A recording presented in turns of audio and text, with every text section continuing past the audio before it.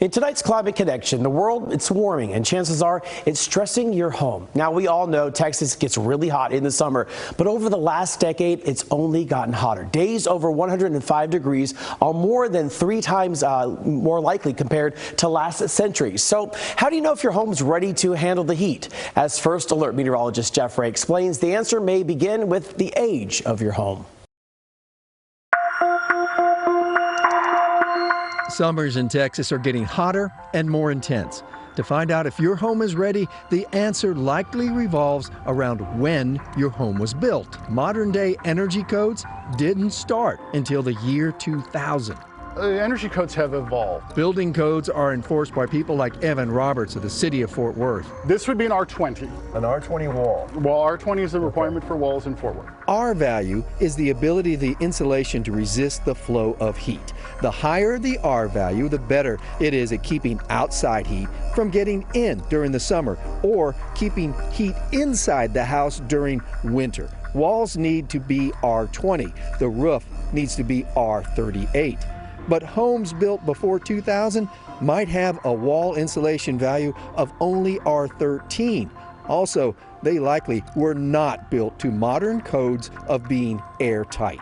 Air sealing is a big deal, keeping that in. Once we've contained it, so now let's keep it. Let's stop the air loss. This is a common spline. Don Ferrier has built energy-efficient homes since the 80s and travels the country teaching his techniques. These large panels make the roof 3 times stronger than standard framing. They also don't leak air like most older homes. Very tight. Air's not going through here. We take a lot of pain to seal the joints, so we therefore can produce some of the most airtight homes in the United States. Above code's insulation value is just the beginning of Ferrier's drive towards efficiency.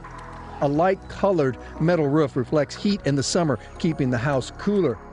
How the house sits in relationship to the sun angle is just as important. I like the sun to start coming in the south windows about September the 15th. Designs on this level require 3D renderings with accurate sun positions programmed in for the specific site. Overhangs on the home vary in depth on every side. We don't want the east sun to come in after 11 in the morning and preferably not after 10 in the morning. For the southern exposure, Ferrier built this porch to keep the summer sun off the windows and walls. In this climate, it's more important to not have passive solar heating in the winter than to have too much in the summer.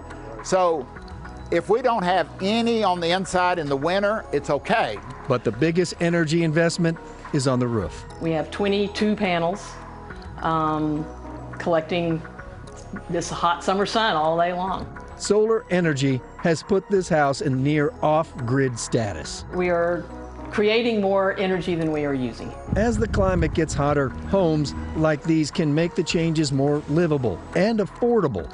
But if you own or are buying a house built before 2000, one of the upgrades you should definitely consider if you're buying an older house. Insulation is always a good investment. Jeff Ray, CBS News, Texas.